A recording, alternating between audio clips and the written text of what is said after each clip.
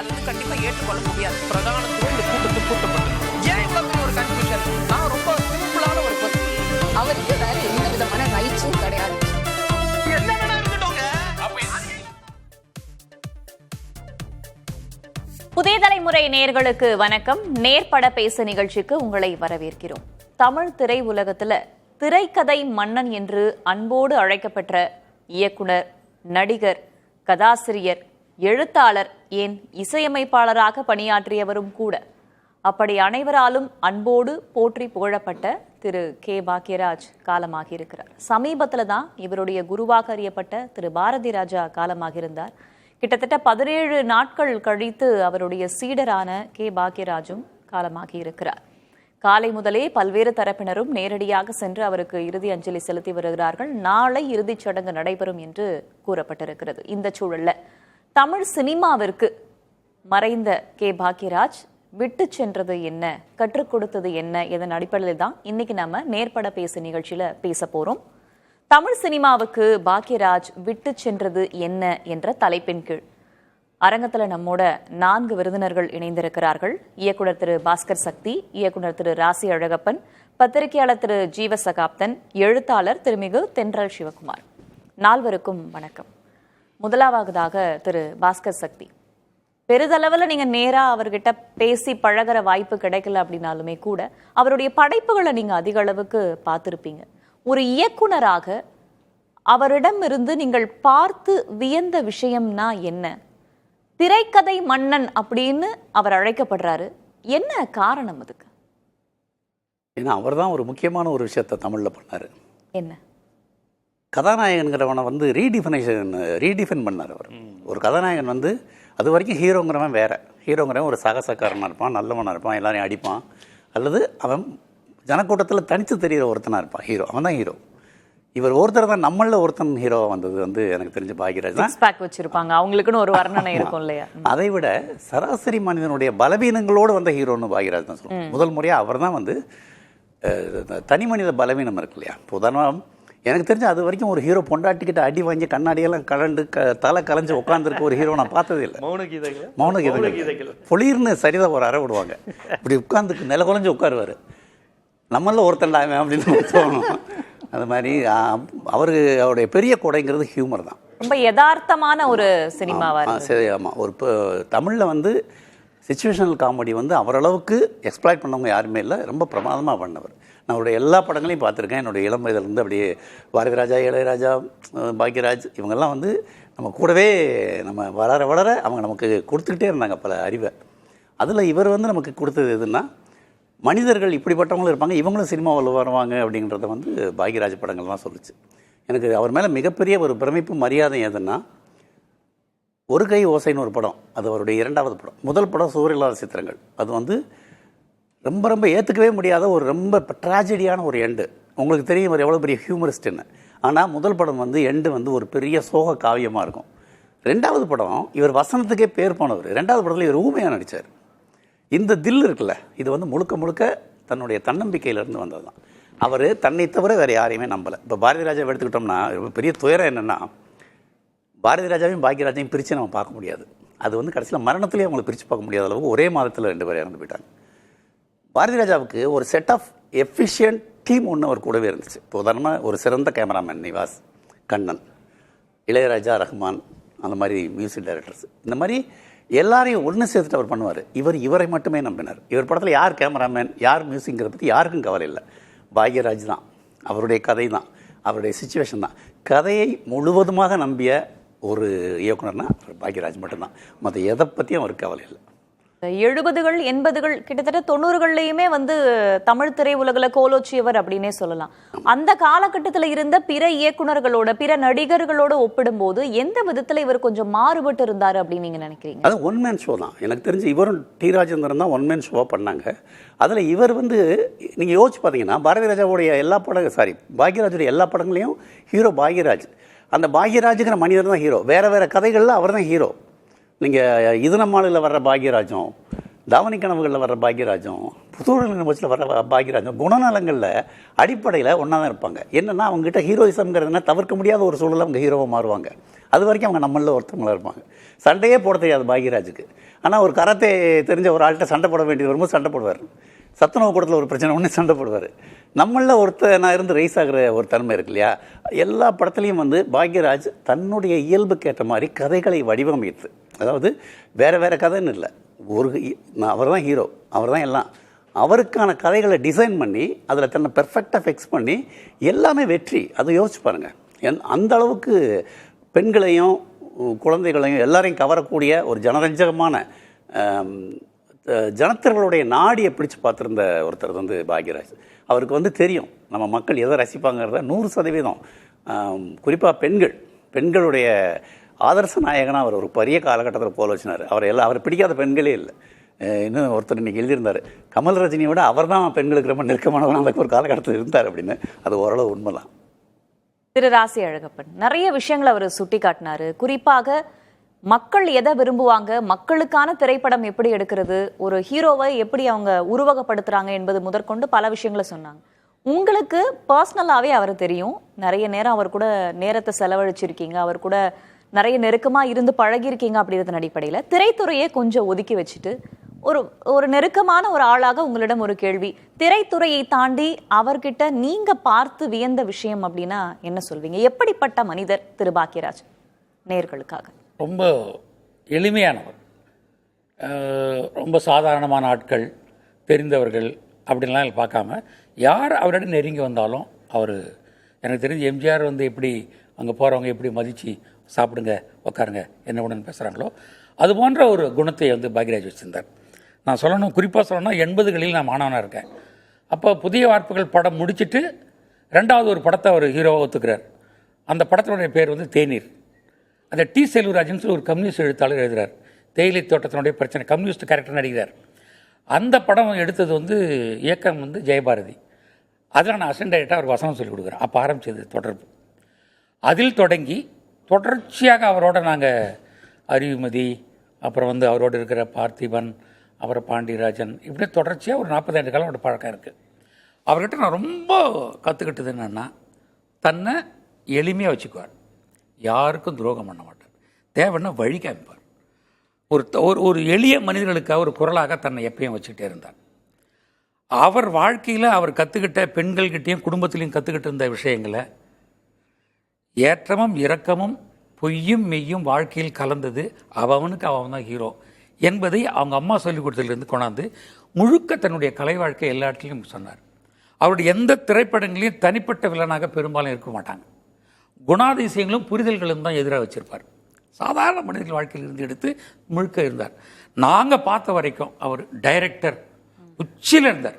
தானே முடிச்செல்லாம் போய் முருங்கக்கான்னு பேர் சொன்னாலே பாக்யராஜன் பேர் வந்து போதும். சரி, ஒன்றுமே படத்தில் இல்லாமல் அவர் அமைதியாக ஒரு திரைப்படம் நடிக்க போவதும் சரி, அதுவும் இல்லாமல் அவர் வந்து எங்கள் இயக்குனர் சங்கத்திலையும் அவர் தயாரிப்பாளர் சங்கத்திலையும் அவர் பங்கிட்டும் போது சரி, ஒரே மனநிலையாக எப்பொழுதும் யாரை பார்த்தாலும் பேசுவதாக இருப்பார். எல்லோரிடமும் கற்றுக்கொண்டே இருப்பார். அவருடைய பெரும் இதுவே எல்லாத்தையும் கற்றுக்கிட்டே இருப்பார். அவர் பாக்யான்னு ஒரு பத்திரிகை ஆசிரியராக இருந்தார். இப்போ நாங்களும் ஒரு பத்திரிகையில் இருந்துட்டு துணை ஆசிரியர் வந்திருக்கோம். அப்போ ஆரம்பிச்சுருவார் சொன்னார், எல்லா பத்திரிகைகளுமே படித்தவர்களை மேன்மைப்படுத்துவதற்காகவே இருக்குது. அந்த வாசகங்களும் சொற்றொடர்களையும் முழுக்க மாற்றி சாதாரணம் பேசுகிற மாதிரி அவருடைய பாக்யா பதில்கள் இருக்கும். இயக்குனர், நடிகர் அப்படின்ற பரிணாமங்களை தாண்டி பத்திரிகை ஒரு புரட்சி பண்ணார். ஆமாம், யதார்த்தமாக பேசுகிற பக்கத்தில் இருக்கிற ஒரு நண்பன்கிட்ட பேசுகிற மாதிரி, நீங்கள் ஒரு கேள்வி கேட்டீங்க, அதுக்கு நான் பதில் சொல்கிறேன், எதிரில் நின்று பதில் சொல்கிற மாதிரி அவருடைய பதில்களை குட்டி கதைகளாக சொல்லி, அறிவியல் ஆரம்பித்து ராமாயண மகாபாரதம் எதுலேருந்து எடுத்து ஒரு கதை சொல்லி அவர் புரிய வைக்கிறது மாதிரி ஒரு வாசகனோட ரொம்ப நெருக்கமான ஒரு தொடர்பை பத்திரிகை உலகத்தில் வேறு யாருமே பண்ணல, அவர் மட்டும்தான் பண்ணார். ஜெயிச்சும் காமிச்சார். ரொம்ப ஃபேமஸாக படம் டைரக்ட் பண்ணிக்கிட்டு இருக்கார். ஆனால் பாக்யா ஆசிரியர் போகும்போது நைட்டில் வந்து அதுக்காக நேரத்தை ஒதுக்குறார். அவர் கூட சஞ்சீவின்னு ஒரு நிர்வாக ஆசிரியர் இருக்கார். அவரோட அவர் சொல்கிறார், நீங்கள் நான் வெறும் குட்டி கதை சொல்கிறேன் நினைக்காதப்பா, வளர்கிற பிள்ளைகளுக்கு விஞ்ஞான விஷயங்களை நிறைய சொல்லுங்கள், தெரிய வேண்டிய விஷயங்கள் சொல்லுங்கள், கேள்வி அவன் கேட்கறது மட்டும் இல்லை, நாம் சொல்ல வேண்டிய விஷயங்கள் இருக்குன்னு என்று சின்ன சின்ன பாக்ஸில் வந்து விஞ்ஞான விஷயங்கள், புதிய கவிதைகள், புதிய துணுக்குகள்னு அவர் நிறைய பண்ணார். ஒரு பக்கத்தில் ஒரு 2 துணுக்காவது இருக்கும். நீங்கள் 60 பக்கத்தை பார்த்தா 120 செய்திகள் இருக்கும் என்பதை அவர் தான் அவர் அறிமுகப்படுத்தினார். அதில் ஜெயிச்சும் காமிச்சார். அது அவருக்கு உண்டு. அப்புறம் எளிய மனிதர்களெல்லாம் எழுத வச்சார். அவர்கிட்ட இருக்கவங்கலாம் வந்து இனி பத்திரிகையில் போனாக்கா எவ்வளோ சர்வீஸ் இதுக்கு முன்னாடி அப்படின்னு கேட்பாங்க. அவர் பத்திரிகை கிடையாது. என்னப்பா அவனுக்கு தெரியும்? தெரியாது. சரிவா எழுது. அவங்ககிட்ட இருந்த கிராமிய பண்புகளை வச்சு அவன் எழுதியவன் பெரிய ஆளானான். அப்படித்தான் பாவிஜய் வெளியில் வந்தார். அப்படித்தான் அருண் பாரதி வந்தார். அப்புறம் தான் ஜெயலலிதாவோட இந்த ரவிராஜன் சொல்லிட்டு ஒரு எழுத்தாளர் வந்தார். நிறைய பேர் சொல்லலாம். அவர் கூட இருந்தவங்களெல்லாம் படித்தவங்களும் வச்சுக்கார், படிக்காதுன்னு வச்சுருக்கார். யாரையும் கடைசி வரைக்கும் விட்டு விலகாமையே இருந்தார். எல்லோரையும் உயர்த்தி பார்த்துட்டே இருந்தார். ஏன்பா நீ தனியாக இருக்க, நீ ஏதோ போய் பண்ணுப்பா என்று அவர் சொல்லிக் கொடுத்திருந்தார். எல்லோருமே தான் மட்டும் வளர்ந்தால் வளர்வுக்கு பயன்படுத்தி கொண்டிருக்கிற அந்த திரைப்பட காலகட்டத்தில் அவர் முற்றிலும் மாறுபட்டு இருந்தார். ஒரு வெள்ளந்தியான ஈரோட்டு பக்கத்தில் ஒரு கிராமத்தான் வாய்ப்பு கிடைச்சது. பெரிய இடத்துல உட்காந்து கையாட்டாமல் நானும் என்னை போலவோ மற்றவர்களையும் சென்று அரவணைச்சிக்கிட்டு கடைசி வரைக்கும் மனித பண்பில் ரொம்ப மேலோங்கி இருந்தார். அது உலகத்தில் யாராட்டும் கற்றுக்க முடியாது. நாங்கள் பார்த்ததில் அது ஒரு பெருமையான விஷயமா நான் நினைக்கிறேன். திரு ஜீவா கூட இருந்து பார்க்கும்போது அவ்வளவு எளிமையாக பழகியவர் அப்படின்னு அவர் நினைவு கூர்ந்திருக்காரு. அவருடைய திரைப்படங்கள் அப்படின்னு பார்க்கும்போது எந்த அளவுக்கு நாம் அவருடைய உடல் மொழியை வச்சு வசனங்களை வச்சு நகைச்சுவையை கொண்டு வந்தாரோ, சிரிக்க வைக்கிறது மட்டும் இல்லாம சிந்திக்க வைக்கிற நிறைய வசனங்கள் அவருடைய திரைப்படங்கள் இருக்கும். குறிப்பாக சமூகத்தில் இருக்கக்கூடிய விழுமியங்கள்ல சில இடங்கள்ல கேள்வி கேட்கிற விதமாகவும் சில இடங்கள்ல நையாண்டி செய்யற விதமாகவும் அவருடைய படங்கள்ல அந்த வசனங்கள் அவ்வளவு கூர்மையானதா இருக்கும், சிந்திக்க வைக்கிறதாவும் இருக்கும். உங்களுடைய பார்வை என்ன? ஒரு கை ஓசையை பற்றி எழுத்தாளர் வந்து சொன்னாங்க. நல்லா யோசித்து பாருங்க. அதில் வந்து அவர் டயலாக் அப்படிங்கிறது ரொம்ப முக்கியம், வசனம். ஏன்னா ஆக்ஷன் ஹீரோ கிடையாது அவர். 10 பேர் ரஜினிகாந்தும் கமலஹாசனும் விஜயகாந்தும் இருக்கும்போது பாக்கியராஜ் பாணிங்கிறது வேற. அப்போ தன்னையை ஊமையாக போட்டு ஒரு படம் எடுத்தார். அந்த படம் ஒரு நகைச்சுவை படம் அப்படிலாம் இருந்தாலுமே அந்த படம் முடியும் போது ஒரு போயட்ரிக்காக முடியும். கடைசியில் அவருக்கு பேச்சு வந்துடும். அப்போ அவர் பேச மாட்டார். அது நீ பாருங்க, படம் ஒரு காமெடி படம் மாதிரி இருந்தாலும் ஒரு அழுத்தமான நுட்பமான ஒரு படைப்பாளி பாக்கியராஜுக்குள்ள இருக்கும். நீங்க பார்க்க அவர் காமெடியன் மாதிரி இருக்கு, ஜோக் பண்றது, தன்னை ஒரு பயந்தாங்குழி மாதிரி காமித்துக் கொள்வது, ஒரு சோடாப்பட்டி கண்ணோடய இருக்கிறது, லேடிஸ்ட அடி வாங்குறது, பாட்டி கிட்ட கெஞ்சுறது, இந்த மாதிரி காட்சிகள்லாம் இருந்தாலுமே உள்ளுக்குள்ள ரொம்ப நுட்பமான நெகிழ்வான ஒரு உயர்தர இலக்கிய சிந்தனை, ஒரு கான்செப்ட், நல்ல வாசிப்புள்ளவங்களுக்கு இப்படி போட்டு தான் முடிப்பாங்க. அவள் பேசிய போதெல்லாம் இவனால் பேச முடியவில்லை, இவன் பேச இப்பொழுது இவனால் பேச முடியும், இவன் பேசுவதில்லை அப்படின்னு போட்டு டயலாக் ஏதோ முடியும். அது இப்போ சமீபத்தில் பார்க்கல, அது பழைய படம், அந்த மாட்டு வண்டியில் போகிற மாதிரி போட்டு முடிப்பாங்க. அதான் படத்தோட ஒரு கை ஓசை. படம் வந்து லாஜிக்கோட இருக்கும். படத்தோட டைட்டிலுக்கு லாஜிக் இருக்கும். ஒவ்வொரு சீனும் தேவையில்லாத சீனே இருக்காது. இன்ட்ரோவில் அப்போ ஒரு முடிச்சு போடுவாங்க. அப்போ வெளியே நீங்கள் கேன்டீனில் சாப்பிடும் போது இதை எப்படி கொண்டு போகிறாங்கன்னு யோசிப்போம். கிளைமேக்ஸில் அதை முடிச்சு விடுவார். அதை முடிச்சு போட்டு அவுப்பார் அவர். அதுதான் பாக்கியராஜருடைய ஒரு மிகப்பெரிய விஷயம். அப்புறம் மிகப்பெரிய ஒரு சமூக சிந்தனையாளருங்க பாக்கியராஜ. வந்து பல பேர் வந்து முருங்கைக்காய் மேட்ரு இந்த மாதிரி சின்ன வீடு படம் எடுத்தார், இந்த டோன்லேயே அணுகுறாங்க கடைசி வரையுமே. அப்படியே பெரும்பாலானவர். ஆனால் அவர் அப்படி கிடையாது. அவருடைய படங்களில் இப்போ ஒரு கை ஓசையில் ஒரு காட்சி உண்டு. அந்த சங்கிலி முருகன் வந்து கடைசியில் ஊரில் ஒரு கெட்ட விஷம் கலந்துருவான். அவர் அந்த விஷத்தை குடித்து ஊருக்காக அவர் செத்து போவார். அவர் அந்த படத்தில் வந்து ஒரு தாழ்த்தப்பட்ட ஒரு கதாபாத்திரம். அப்போ ஊரில் வந்து எங்களுக்காக விஷம் கொடுத்து செத்து போயிட்டிய சங்கிலி அப்படின்னு ஊர் மக்கள் எல்லாம் அவர் அப்படி ஒரு மாதிரி அவர் கடவுள் மாதிரி பார்த்து வணங்குவாங்க. ஒன்று என்னப்பா எனக்காக ஒன்று செய்வீங்களான்னு கேட்பாப்புல. என்னென்ன இல்லை, நான் இந்த ஊரில் இப்போ சாக போகிறேன், என்னை இல்லை பிடிச்சி கடவுள் மாதிரி என்கிட்ட வரம் கேட்குறீங்க. நான் இங்கே இருந்தப்போ என்னை நீங்கள் மனுஷனாக கூட மதிக்கலை. ஒரு டீ கேட்டால் கூட என்னை உட்கார வச்சு ஒரு இந்த இதில் தான் கொட்டாச்சியில் தான் கொடுப்பீங்க, அலுமினிய இதில் கொடுப்பீங்க, உங்களை மாதிரி குடியானவங்கள மாதிரியான டம்ளரில் கூட கொடுக்க மாட்டீங்க. நான் செத்ததுக்கு அப்புறம் ஒன்று செய்வீங்களான்னு கேட்பாப்புல. சொல்லுப்பா, எங்கள் ஜாதிக்காரங்களை நான் செத்ததுக்கு அப்புறமாவது உங்களை மாதிரியே மனுஷனாக மதித்து அதே மாதிரி டீ கொடுப்பீங்களான்னு கேட்பாப்புல. இந்த சீனை நான் சொல்கிறேன், பார்க்கும்போது நீங்கள் அழுதுருவீங்க. இந்த சீனை நான் சொல்றேன். சமூக கட்டமைப்புகளை அழுத்தமா பதிய வச்சு இல்ல சமூக அந்த இரட்டை டம்ளர் முறை இது அவங்க ஊர்ல தான் அதிகம், கொங்கு மண்டலத்துல. அவர் எவ்வளவு அழகா சொல்லியிருக்காரு பாருங்க. அந்த படம் சாதி ஒழிப்பு படம் கிடையாது, தலித் படம் கிடையாது. அது ஒரு லவ் ஸ்டோரி, சார் சொன்ன மாதிரி காமெடி ஸ்டோரி. ஆனா அதுக்குள்ள ஒரு சமூக கட்டமைப்பை வச்சு எவ்வளவு ஆழமான ஒரு 82-83 காலகட்டம். அதெல்லாம் இன்னைக்கு தலித் படங்கள் வருது, தலித்துகள் எடுத்தாதான் தலித் படமாங்கிற விவாதங்கள்லாம் நடைபெற்று கொண்டிருக்கிறது. பாக்கியராஜ் தலித்து கிடையாது. ஆனா மனிதாபிமானம் உள்ள யாருமே சாதிக்கு எதிராக தான் இருப்பான், தீண்டாமைக்கு எதிராக தான் இருப்பான்னு சொன்ன படம். அந்த காலகட்டங்கள்ல பேச தயங்கின விஷயத்தையும் அழுத்தமா திரைமொழியிலேயே காட்டினவர். மிகப்பெரிய தலித் அரசியலை, சாதி ஒழிப்பு அரசியலை பேசிட்டு அந்த படத்தை தலித் படம் அவர் கடைசி வரை பிரகடனப்படுத்தினதே கிடையாது. இப்போ ஒரு கை ஓசைன்னு சொல்லும் போது அவர் தலித் படம் நான் சொன்னாரு, அது ஒரு வேற ஒரு கதை. அப்ப சமுதாயத்துல போற போக்குல ஜாதி இருக்கு, போற போக்குல இப்ப வரணும் இல்லை. அவர் இந்த சாதி இந்த சமூக அமைப்பு ஏற்றத்தாழ்வு திமுக அதிமுக பிரச்சனை, எம்ஜிஆர் ரசிகர், இந்த மாதிரி நம்மகிட்ட உள்ள உணர்வுகளை வெளிப்படுத்துவார். இது இன்று போய் நாளைவால டக்குன்னு பாக்கியராஜ் 2-3 பேரும் சேர்ந்து இந்த ராதிகாவை சைட் அடிப்பாங்க. டக்குன்னு சரி அவன் சொல்றதும் கரெக்டு தான் ஒருத்தர் சொல்லுவாப்புல, உடனே இன்னொரு ஃப்ரெண்டு சொல்லுவாப்புல, ஓஹோ 2 பேரும் கவுண்டங்கனால ஒன்று சேர்ந்துக்கிறீங்களா ஒரு டைலாக். இதுல சாதி பெருமிதெல்லாம் கிடையாது, சமூக யதார்த்தம். டக்குன்னு கூட இருக்கிற ஃப்ரெண்டு அவர் கொஞ்சம் வெள்ளையா இருப்பாப்புல, இவங்க 2 பேரும் ஒரு மாதிரி ஓ நீங்களான்னு. நீங்க நல்லா கவனிச்சு பாருங்க, இதுதான் பாக்கியராஜ். இதுதான் பாக்கியராஜ். சாதிங்கிறத அவர் நான் ஒழிக்க போறேங்கிறது மட்டும் இல்லாம சாதிங்க சமூகத்துல இருக்கு, இல்லைன்னு சொல்ல முடியாது. இருக்கிறத எவ்வளவு யதார்த்தத்தை திரைமொழியில கொண்டு வராரு. ஒரு மாதிரி காமிச்சது கிடையாதுங்க. அப்புறம் அவர் ஒரு எம்ஜிஆர் ரசிகர், அவங்க வீட்டுல பாத்தீங்கன்னா எம்ஜிஆர் படம் இருக்கும், சட்டையில கருப்பு சோப்பு இதெல்லாம் காமிச்சிருப்பாரு. இந்த மாதிரி விஷயங்கள் நிறைய பண்ணுவாரு. அது மட்டும் இல்லாம சாதி ஒழிப்பை அழுத்தமா பேசிய படங்களும் உண்டு. எங்க சின்ன ராசான்னு ஒரு படம், அந்த படம் தலித் படம்லாம் கிடையாது. அந்த படத்துல அந்த சின்ன சித்தி கொடுமை இந்த மாதிரி கதை தான். அந்த படத்துல முதல் சாங்கே இதுதான், எடிடா மேளம் அடிடா தாளம்னு ஒரு பாட்டு. என்னன்னா சேரிக்குள்ள சாமி தேர் வராது. அது படம் 88-89 காலகட்டம் நினைக்கிறேன். தேர் வராது. அப்போ தலித் மக்கள்லாம் அப்போ நம்மலாம் சாமியை மனசுக்குள்ளே தான் கும்பிடணும், நம்ம தெருவுக்குலாம் இது வராது போல, சேரிக்கெல்லாம் சாமி வரமாட்டார்னோன்னே பாக்கியராஜ் போராடி அவங்க தெருவுக்கு வரணும் அப்படின்னு சொல்லிட்டு அப்போதான் அந்த பாட்டு எடுடா மேளம் அப்படின்னு பயங்கர புரட்சிகர பாட்டு. ஆனா படத்துக்கும் அந்த பாட்டுக்கு சம்மந்தம் கிடையாது. ஆனா அந்த படத்துல அப்படி ஒரு காட்சி வச்சிருப்பாரு. ஏன்னா அவர் இருக்கிற அந்த ஊர் பகுதி, கொங்கு மண்டல பகுதியில இப்படி ஒரு சாதிய ஒரு ஒதுக்குதல் இருக்குங்கிறப்ப அதை கண்டிச்சுக்கிட்டே இருக்கிறார். ஆனா அதை ஒரு பெரியாரிஸ்ட் மாதிரியோ அம்பேத்கரிஸ்ட் மாதிரியோ ஒரு ஆக்டிவிஸ்டா சொல்லல. ஒரு படைப்பாளிக்கு தன் சமூகத்தில் நடக்கின்ற ஒரு பெண்ணடிமைத்தனமோ சமூக ஏற்றத்தாழ்வோ ஒரு சாதிய கொடுமையோ அதை சாடுகின்ற மனநிலை இருக்கு பாருங்க, அவன் தான் உண்மையான படைப்பாளி.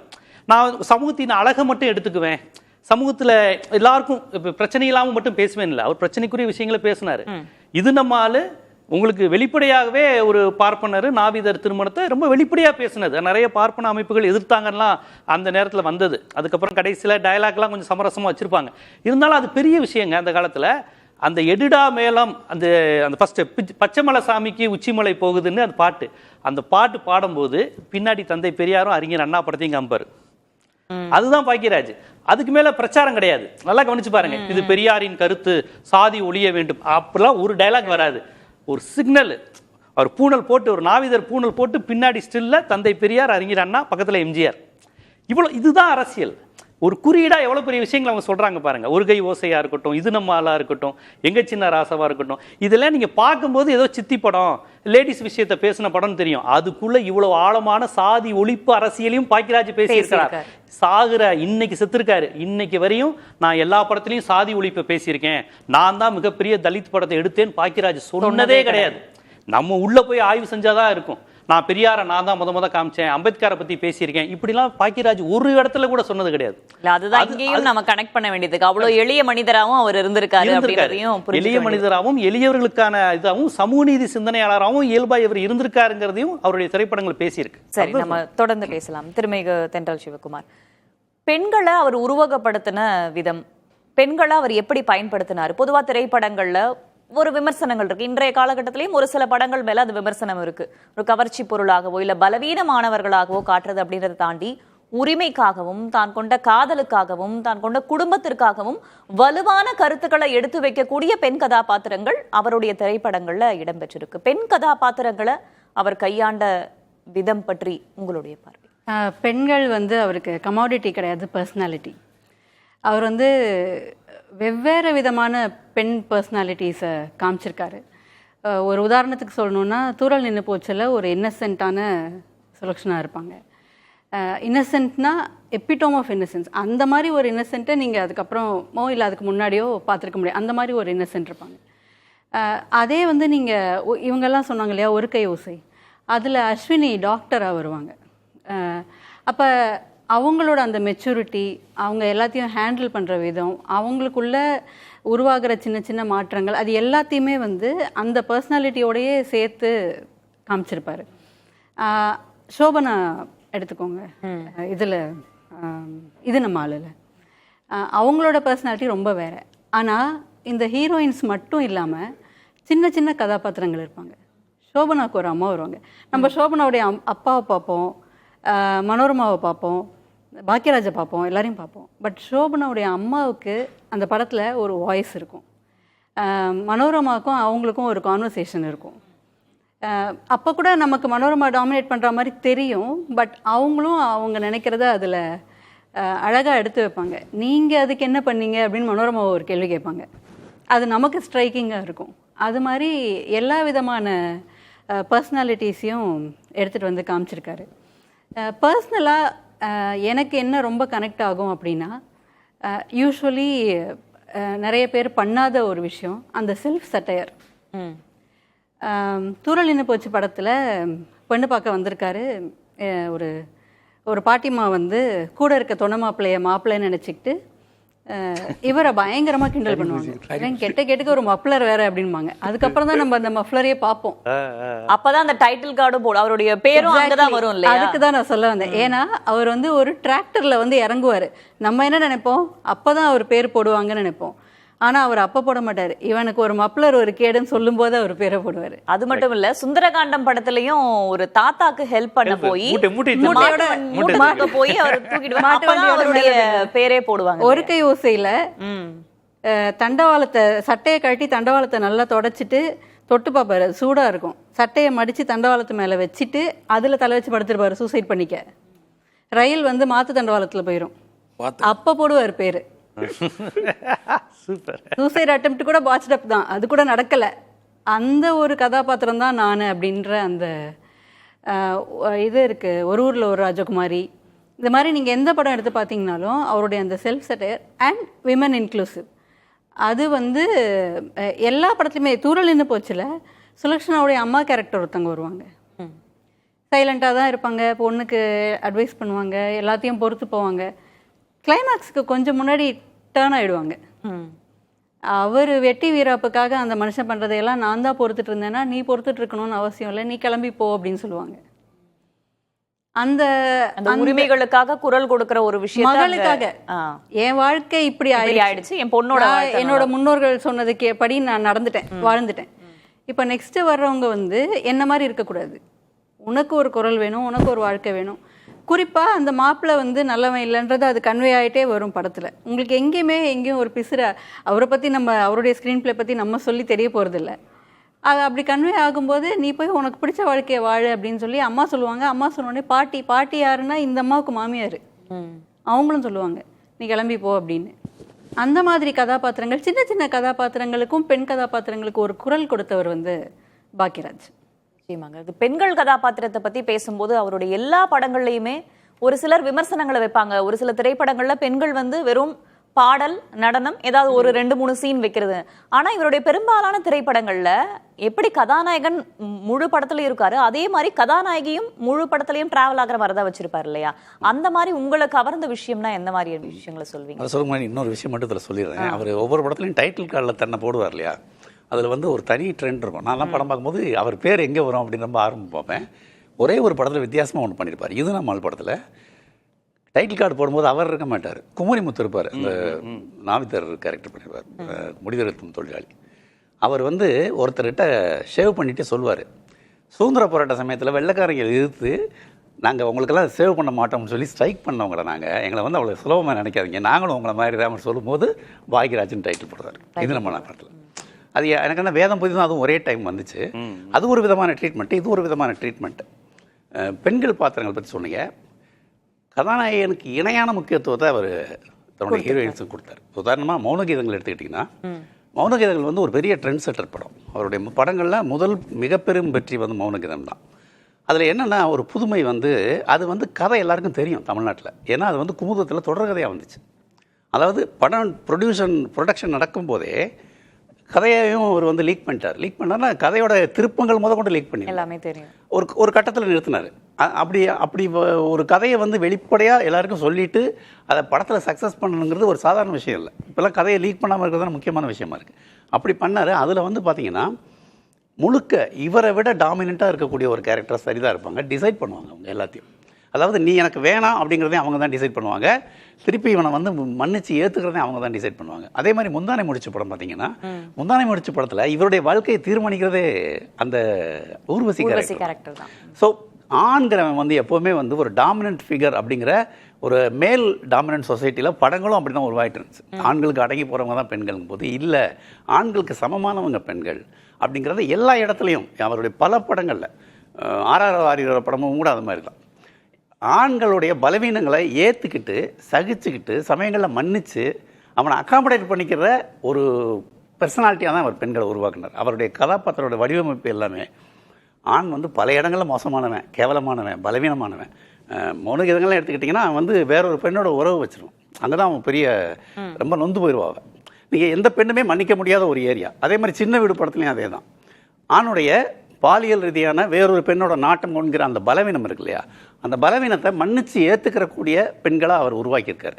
ஆக்சுவலாக கருத்தியல் ரீதியாக பார்த்தீங்கன்னா இது வந்து ஒரு தப்பாக தோணும். அது எப்படி இதே இது பெண் பண்ண ஏற்றுக்குவானா அப்படின்ற டிபேட்டெல்லாம் இருக்குது. அது ஒரு பக்கம் இருக்கட்டும். ஆனால் அதை 100% கன்வின்சிங்காக இவர் பண்ணியிருப்பார். அந்த பாத்திர உருவாக்கத்தில் இவர் வந்து எல்லா கதைகளுமே வந்து கதைகளாகவும் தருணங்களாகவும் சிச்சுவேஷன்ஸாக மனித வாழ்க்கையிலே இதெல்லாம் நடக்குது. யதார்த்தத்துக்கு தான் போனாரே தவிர ஒரு கருத்தியல் ரீதியாக ஒரு உட்டோப்பியனாக ஒன்று சொல்லணும் அப்படின்னு ஒரு மெனக்கெடவே இல்லை. அது இயல்பாக சில படங்களில் வந்து விழுந்திருக்குமே தவிர இவருடைய இதெல்லாம் ஒரு கதையை எப்படி நம்ம சுவாரஸ்யமாக வாழ்க்கையோடு நெருக்கமாக சொல்கிறது, ரசிக்கிற விதமாக எப்படி சொல்கிறது, வெகுஜனம் கிட்ட போய் சேர்ற மாதிரி எப்படி சொல்கிறது அப்படிங்கிறத வந்து எல்லா படங்கள்லையும் ட்ரை பண்ணிட்டு இருந்தார். இப்போது இந்த படம் இருக்கு இல்லையா, ஒருகை ஓசை, கிட்டத்தட்ட ஒருகை ஓசையுடைய கிளைமேக்ஸும் அந்த 7 நாட்கள் கிளைமேக்ஸும் கிட்டத்தட்ட ஒன்று தான். எப்படின்னா இதில் வந்து இவர் வந்து அவளை கல்யாணம் பண்ண போவார், ஏற்கனவே கல்யாணம் பண்ண கணவன் வந்துடுவான் ஒருகை ஓசையில்.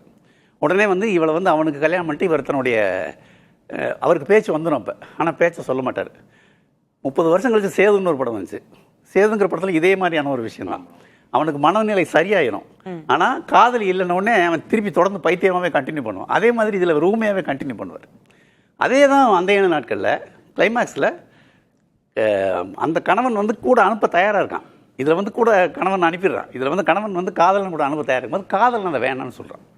இது வந்து பழைய வேல்யூஸ் மேலே தான் இருக்குது. ஆனால் அதை அவர் கன்வின்சிங்காக சொன்னார். ஆக அவர் வந்து என்ன பண்ணார்னா படங்களில் ஜனரஞ்சகமாக பல விஷயங்களை வந்து சுவாரஸ்யமாக சொல்லிக்கிட்டே இருந்தார்.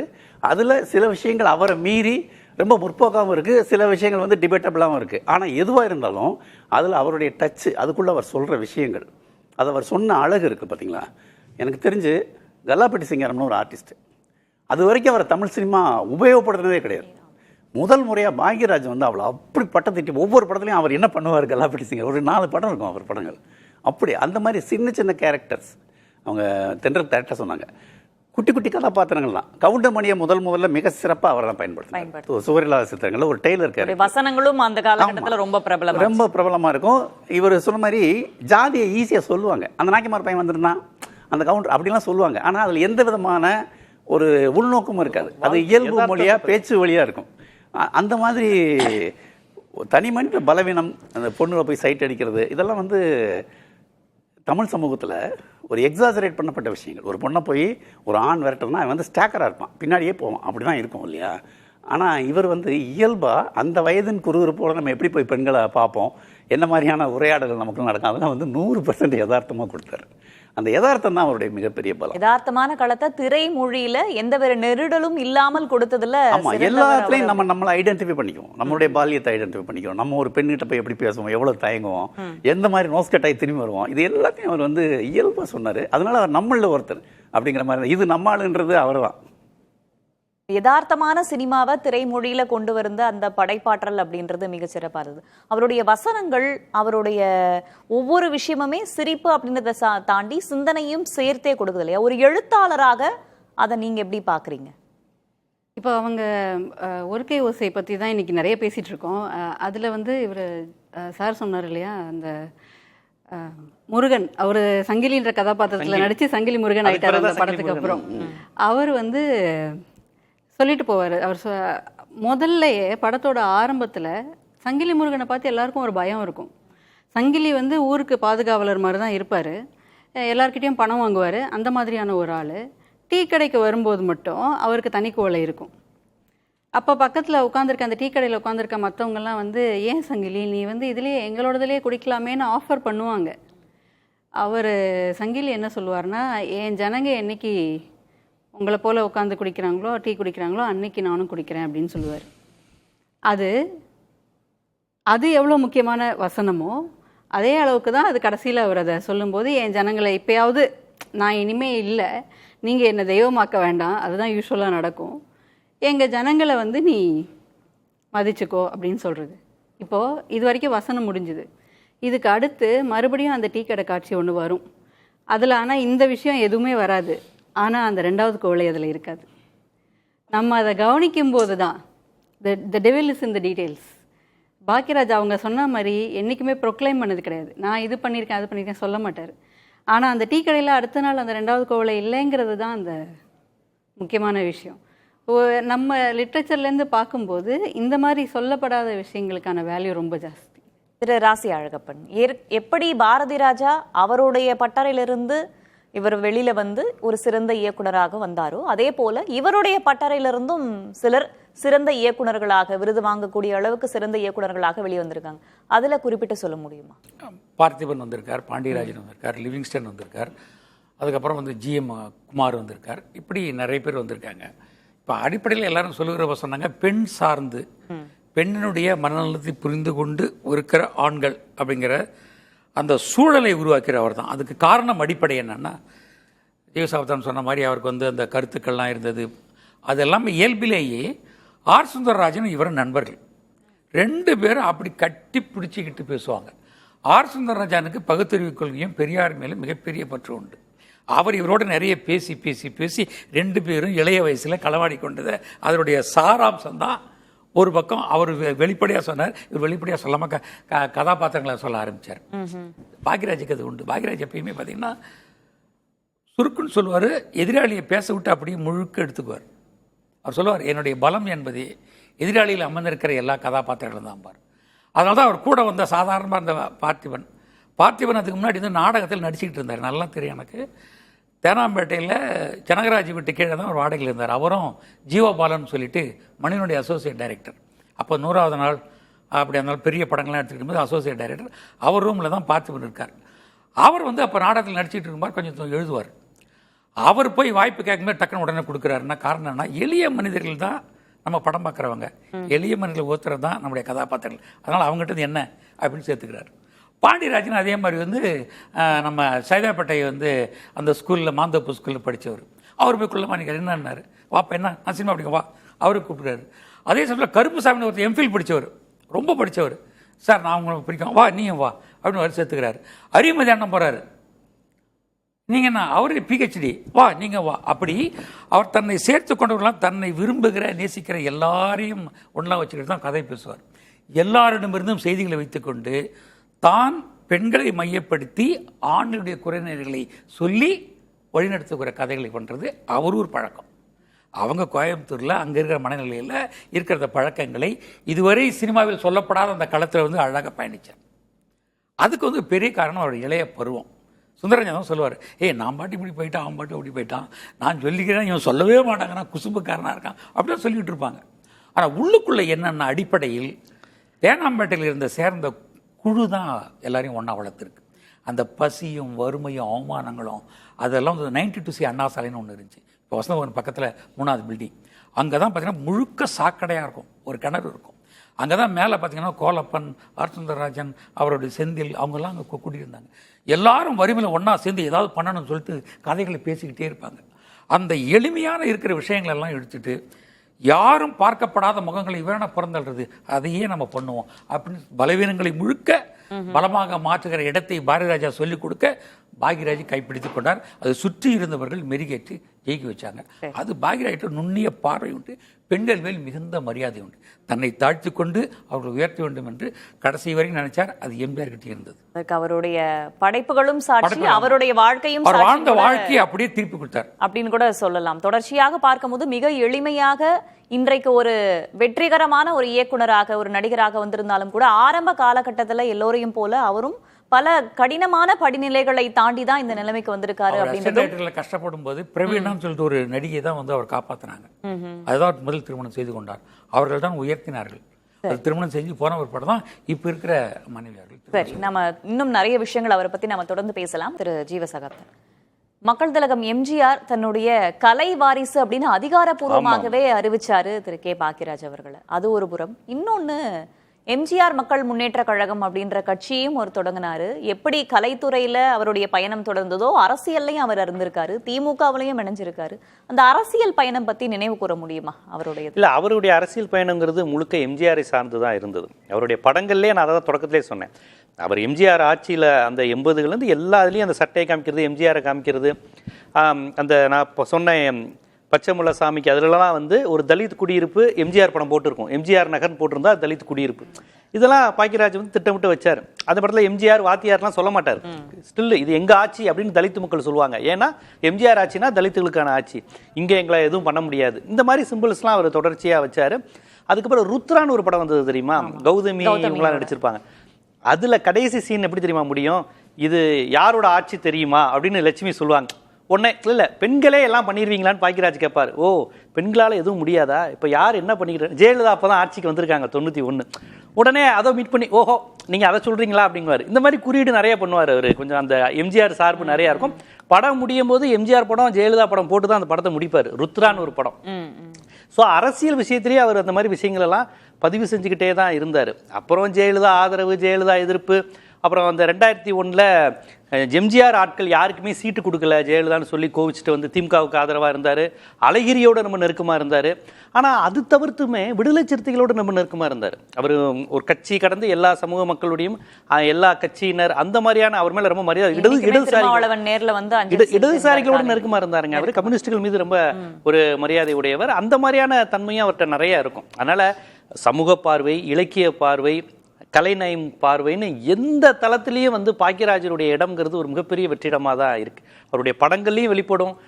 பேச்சில் ரொம்ப பெரிய காமிச்சிக்க மாட்டார், பேச்சில் தன்னுடைய பெரிய புலமையெல்லாம் வெளிப்படுத்த மாட்டார். ஆனால் காட்சிகள்லையும் வசனங்களிலும் வசனங்களே பேசாமலும் சில விஷயங்களை வெளிப்படுத்தியிருப்பார். ஒரு சின்ன இது சொக்கத்தங்கம்னு ஒரு படம் விஜயகாந்தை வச்சு அவர் இயக்கம் பண்ணார்.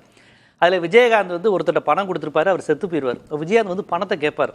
உடனே அவங்களாம் சேர்ந்து என்னடா செத்து போயிட்டாருன்னு நினச்சி எங்களை ஏமாற்ற பார்க்குறியா, பணத்தெல்லாம் திருப்பி தர முடியாது, இப்படி எத்தனை பேர் கிளம்பியிருக்கீங்க, விஜயகாந்த் அவமானப்படுத்துவாங்க. ஏன்னா அவர் நம்பிக்கை நடிப்பில் கொடுத்துருப்பார், எந்த பாண்டும் இருக்காது. அப்போ விஜயகாந்த் வந்து மனம் உடஞ்சி என்னடா நல்ல மனுஷன் கொடுத்தோம் செத்துட்டாரே அப்படின்ட்டு திரும்பும்போது ஒரு சீன் வச்சுருப்பார் பாக்கியராஜ். 2 குழந்தைங்க வரும். மாமா மாமா எங்கள் தாத்தா சொல்லியிருக்காரு நீங்கள் எங்களுக்கு தெய்வமா, உங்கள்கிட்ட தான் அவர் வந்து அன்னைக்கு வாழ்ந்தார் அப்படின்னு எங்கள் தாத்தா சொல்லியிருக்காருன்னு ஒரு டைலாக். அவ்வளோதான், அந்த சீன் முடிஞ்சு. உடனே விஜயகாந்த் அந்த குழந்தைகளை அப்படி அணைச்சிட்டு அந்த திட்டுனவனுங்களை பார்த்து இவ்வளோதான் செய்ய காமிப்பார், நீ எல்லாம் ஒரு மனுஷன் அப்படின்ட்டு போயிடுவார். ஏன்னா நான் கொடுக்காத பணத்தை நீ கேட்டதான் நீ பழி சுமந்த குழந்தைங்க வந்து சொல்லிடுச்சிருவார். இது பாக்கியராஜரோட டச்சு. அந்த சீனில் நம்ம எல்லாரும் அழுதுருவோம். அந்த பணம் கொடுத்தது வாங்கினதெல்லாம் வேலை இல்லை, ஹியூமன் வேல்யூஸ் இருக்கு பார், நம்பிக்கை இருக்கு பார், நான் ஒரு மனுஷன் அதை நம்புறதுக்கு இந்த குழந்தைங்க இருக்கு. செத்து போன விதைச்சு வர மாட்டான், ஆனால் அவன் விதைச்சிட்டு போயிருக்கான் பாரு, நான் நல்லவேன்னு, அது போதும் எனக்குன்னு விஜயகாந்த் கும்பிட்டுட்டு வருவார். இதெல்லாம் எவ்வளோ ஒரு ஆழமான சமூக விளிம்புகள் உள்ள விஷயம். இது பாக்கியராஜால மட்டும்தான் வைக்க முடியும். வள டைலாக் இல்லை, விஜயகாந்த் யாரு தெரியுமா டைலாக்கே இல்லை, அந்த சீன் கன்வே பண்ணிடும். இந்த மாதிரி நிறைய விஷயங்கள்ல அவர் அரசியல் அதான் நான் சொல்றேனே, அவருடைய படத்துல தலித் அரசியல் இருக்கும், ஆனா அந்த படத்துக்கும் தலித் அரசியலுக்கும் சம்பந்தம் இருக்காது. எம்ஜிஆர் குறியீடா காம்பாரு, அதுல எந்த அரசியல் இதுவும் இருக்காது. அந்த எங்க சின்ன ராசால ஒரே ஒரு சீன் சொல்லிடுறேன். ஃபர்ஸ்ட் சீன்ல அந்த சித்தி வந்து பாம்பு பிடிக்க சொன்னோன்னா பாம்பு பிடிப்பாரு. அதுதான் அவருடைய கதாபாத்திரத்தை ஃபர்ஸ்ட் இண்டிகேட் பண்றாங்க. கடைசி சீன்ல ஒரு கேரக்டரை வடிவமைச்சிட்டா எவ்வளவு ஸ்ட்ராங்கா இருக்காருன்னு பாருங்க. கடைசியில அந்த அம்மா விஷம் வச்சு கொடுத்துரும். எல்லாரும் சொல்லுவாங்க, அவர் நம்ப மாட்டார். ஏன் சின்னாத்தா எனக்கு வைக்காதுன்னு சொல்லிக்கிட்டு இருக்கும் போது ரத்தம் வடிய ஆரம்பிச்சிடும். அப்போ சொல்லுவார், ஏன் சின்னாத்தா இப்பயும் சொல்லு, நீ சொல்லு, நீ விஷம் வைக்கலைங்குவார். அந்த கேரக்டர் எவ்வளோ வலுவா தன்னுடைய சித்தியோடைய நயவஞ்சகத்தை நம்பி ஏமாறுது பாருங்க. அந்த இன்னசென்ஸை கடைசி வரையும் அந்த படத்தில் வெளிப்படுத்துவார். அந்த அது பெரிய விஷயங்க. கடைசி வரையும் அந்த கதாபாத்திரத்தை வலுவா வைப்பதுங்கிறது பெரிய விஷயம். அந்த பாக்கியராஜ் ரொம்ப அழகா ஆழமா பண்ணாரு. அதெல்லாம் நம்ம இயக்குனர் திரு பாக்கியராஜ் அப்படின்னு பேசும்போது அவர் இசையமைப்பாளராகவும் இருந்திருக்காரு அப்படின்றது கூடுதல் சிறப்பு. நம்ம பன்முகத்தன்மை அப்படின்னு சொல்லும் போது இயக்குனர் சொல்றோம், நடிகர் சொல்றோம், எழுத்தாளர் சொல்றோம், கதாசிரியர் சொல்றோம், எல்லாம் சொல்றோம். ஆனா அவர் இசையமைப்பாளராகவும் இருந்திருக்காரு அப்படின்றது கூடுதல் சிறப்பா இருக்கு. நடிகர் அப்படின்னு பார்க்கும்போது எந்த அளவுக்கு முகத்திலேயே அவர் அந்த உணர்வுகளை கொண்டு வரும். இப்ப சமீபத்துல இருக்கக்கூடிய ஒரு துப்பறிவாளன் படத்துல கூட அந்த இறுதியில மனைவி வந்து ஒண்ணுமே முடியாம படுத்திருக்கும் போது நான் சாக போறேன் நீயும் செத்துரு அப்படின்ற அந்த கண்ணிலேயே அந்த காதலை காட்டியிருப்பாரு இல்லையா. அவரோட நடிப்பு திறமை பிளஸ் இசையமைப்பாளராக அவர் எப்படி இருந்தார்? ரெண்டு பத்தியும். நடிப்பு திறமை ஒரு மிகச் சிறந்த நடிகர் அப்படி சொல்ல முடியாது. ஆனால் அவருக்கு தனக்கு எந்த அளவுக்கு நடிக்க வருங்கிற தெளிவு இருந்துச்சு, அதுதான் ரொம்ப முக்கியம். அந்த தெளிவுக்கு ஏற்ற அளவுக்கு தான் அவர் கேரக்டரை வச்சிருந்தார். அந்த எக்ஸ்பிரஷன் அந்த பாத்திரத்துக்கு போதும் அப்படிங்கிற மாதிரி தான் இருந்தது.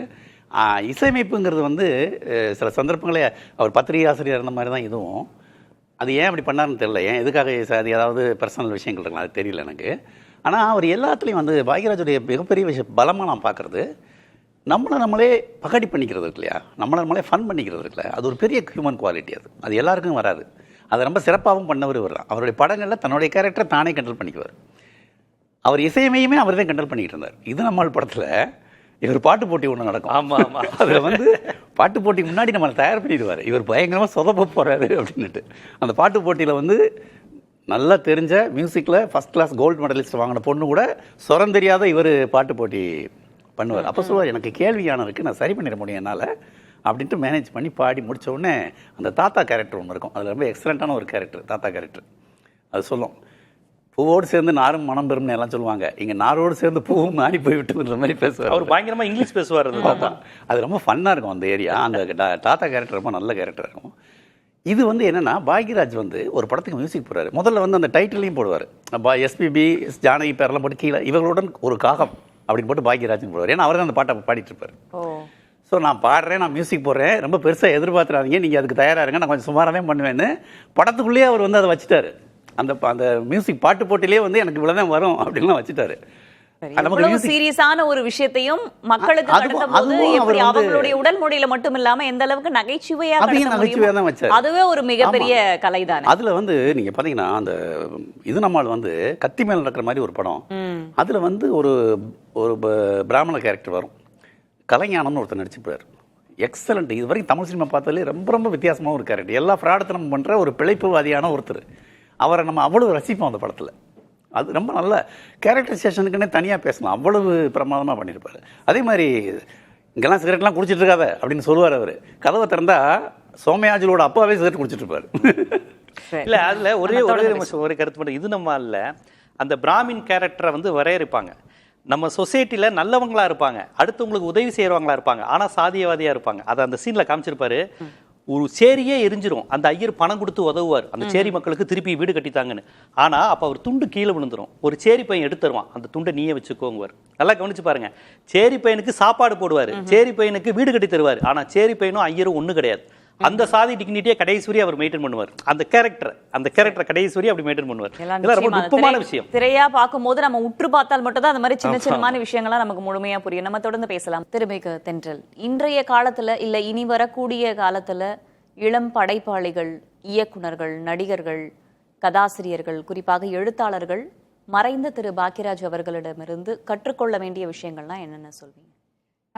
இன்னைக்கு உள்ள விஷயம் அப்படிங்கிற அந்த அவேர்னஸ் இருந்ததா இல்லையான்னு தெரியல. பட் தூரல் நின்று போச்சுலேருந்து நான் ஒரு விஷயம் சொல்கிறேன். அங்கே வந்து இவங்க பொண்ணு பார்க்க வந்திருப்பாங்க. சுலக்ஷனா வந்து ஃபஸ்ட்டு சம் ஸ்நாக்ஸ் எடுத்துகிட்டு வருவாங்க. வரும்போது அவங்க வீடு தான். அந்த ஒரு பதட்டத்தில், இதுதான் நம்ம வந்து பேனிக்குன்னெலாம் சொல்கிறோம், இப்போ அந்த பதட்டத்தில் தடுக்கி விழுந்துருவாங்க. அப்புறம் எழுந்து அழுதுகிட்டே உள்ளே ஓடிடுவாங்க. திருப்பி கொஞ்சம் நேரம் கழித்து சமாதானப்படுத்தி காஃபியோ டீயோ ஏதோ கொடுத்து விடுவாங்க. அப்போ வரும்போது இவருக்கு அந்த கூட இருந்த தொண மாப்பிள்ளையை கிளப்பி அனுப்பிடுவார் பாக்யராஜ். அனுப்பிட்டு அந்த சேரையும் மடக்கி எடுத்து வச்சுருவார். இப்போ இவர் மட்டும் சிங்கிள், இவர் தான் அந்த சிச்சுவேஷனை அவர் ஹேண்டில் பண்ண போகிறார். எழுந்து, அம்மா நீ அழாத, ஏற்கனவே உனக்கு பதட்டம் இருக்குது, இங்கே இன்னும் எல்லாரும் சேர்ந்து உன்னை பதற வைப்பாங்கன்னு சொல்லிட்டு இவர் அந்த காஃபி ட்ரேயை வாங்கி எல்லாருக்கும் கொடுப்பாரு. நீங்கள் என்ன மாப்பிள்ளை நீங்கள் கொடுக்குறீங்க, உங்களுக்கு தேவை காப்பி தானே, நீங்கள் குடிங்க அப்படின்னுவார்.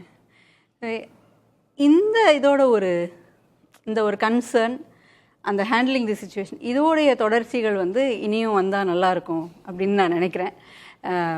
இன்னொன்று கொஞ்சம் லைட்டர் நோட்டில் ஒன்று சொல்லலாம் அப்படின்னா, ஏற்கனவே அந்த ஏக் காவ் மே ஏக் கிசான் அது வந்து அடுத்த தலைமுறைக்கு வந்துருச்சுன்னு நான் நினைக்கிறேன். பாட்டெல்லாமே வந்துருச்சு அதில். அது மாதிரி ஒரு சில அவருடைய ஃபன், இன்னைக்கு இருக்கிற காமெடி வந்து கொஞ்சம் அவருடைய காமெடி மாதிரி இருந்தால் நல்லாயிருக்கும். அங்கேருந்து you can take a leaf out of his book அப்படிங்கிறது. ஈவன் ரைட்டிங் வைஸ் ஒரு காமெடி எழுதும்போது அடுத்தவங்களை புண்படுத்தாமல் தன்னை சட்டையர் பண்ணிக்கிட்டு எப்படி காமெடி பண்ணலாம் அப்படிங்கிறத அவர்கிட்டேருந்து எடுத்துக்கலாம். சரி, திருமிகு ராசி அழகப்பன், இன்றைய காலத்தில் வரக்கூடிய படைப்பாளிகள் அவரிடமிருந்து கற்றுக்கொள்ள வேண்டிய விஷயங்கள்லாம் என்னென்ன சொல்வீங்க சுருக்கமாக? இயல்பாக இருங்க, எளிய மக்கள்கிட்ட கற்றுக்குங்க, அதை திருப்பி கொடுங்க. நான் 3 விடுபட்ட செய்திகளை மட்டும் சொல்லிடுறேன் சுருக்கமாக. கோவை சரளாவையும் CR சரஸ்வதியும் கொண்டு வந்தது அவர் தான். கோவை சரளா சிறிய வயதிலேயே புதிய கேரக்டரை பண்ணார். 2வது, பாக்யராஜனுடைய அந்த பொது உடைமை கொள்கைகளையும் அடுத்து பெண்களை உயர்த்துகிற கொள்கைகளையும் அவரிடம் இருந்த வி. சேகர் தொடர்ச்சியாக பண்ணிட்டு இருந்தார். அது ஒரு பெரிய சமூகத்துக்கு செய்தது. மூன்றாவது ஒரு அரசியலில் செய்தது வந்து புரூக்லின் ஹாஸ்பிட்டலில் புரட்சித் தலைவர் அவர்கள் படுக்கையில் இருக்கிறார். அப்பொழுது அரசியல் இங்கே நடக்கிறது. அவர் இருக்கிறாரா இல்லையா, சாப்பிட்றாரா இல்லையா என்று பேச்சு போய்கொண்டிருந்த போது மரியாதைக்குரிய ஆர் எம் வீரப்பன் அவர்கள் மூலமாக ஒரு படத்தை எடுக்க வைத்து அதை திட்டமிட்டு எடிட் செய்து ஒரு குறும்படமாக மாற்றியது பாக்யராஜ் அவர்கள் தான் பண்ணார்.